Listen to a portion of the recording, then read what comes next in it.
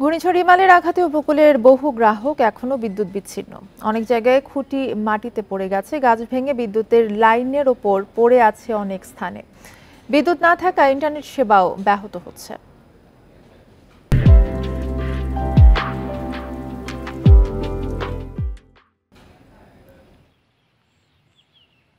ঘূর্ণিঝড় রিমালের আঘাতে লণ্ডভণ্ড উপকূল। বরগুনার প্রায় ৯০০ বিদ্যুতের খুঁটি মাটিতে পড়ে গেছে, ভেঙে গেছে ২৫০টির মতো।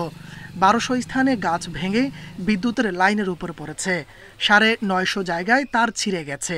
এতে পুরো জেলায় বিদ্যুৎ বিচ্ছিন্ন। বাগেরহাটে গাছ ভেঙে তারের উপর পড়ে ও বিদ্যুতের খুঁটি ভেঙে জেলার প্রায় ৪.৫ লাখ গ্রাহক বিদ্যুৎ বিচ্ছিন্ন।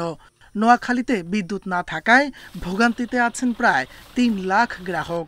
কেবল পটুয়াখালী শহরে ৫০টি বিদ্যুতের খুঁটি ক্ষতিগ্রস্ত হয়েছে।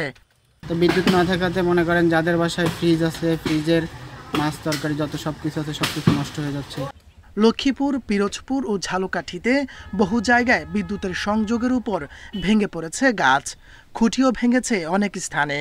এখন পর্যন্ত এসব জেলা বিদ্যুৎ বিচ্ছিন্ন। সরবরাহ স্বাভাবিক হতে কত সময় লাগবে তা অনিশ্চিত। কোথায় কোথায় ক্ষতি হয়েছে, কোথায় কোথায় আমাদের তার ছেঁড়া আছে, এই স্পটগুলো আমরা আপাতত এই বৃষ্টির মধ্যেই নির্ধারণ করার চেষ্টা করতেছি, যেন আবহাওয়া অনুকূলে আসলেই আমরা কাজ শুরু করতে পারি। আমাদের যে কর্মী বাহিনী আছে খুব দ্রুতই আমরা বিদ্যুৎ স্বাভাবিক অবস্থায় ফিরে যেতে পারবো। বিদ্যুতের অভাবে দেশের অনেক মোবাইল টাওয়ার অচল হয়ে পড়েছে, ব্যাহত হচ্ছে মোবাইল ও ইন্টারনেট সেবা। বরিশাল ও সাতক্ষীরা সহ কয়েকটি জায়গায় বিদ্যুৎ সরবরাহ স্বাভাবিক হতে শুরু করেছে, সেই সাথে স্বাভাবিক হচ্ছে ইন্টারনেট সেবাও। তাপস সরকার, ইন্ডিপেন্ডেন্ট নিউজ।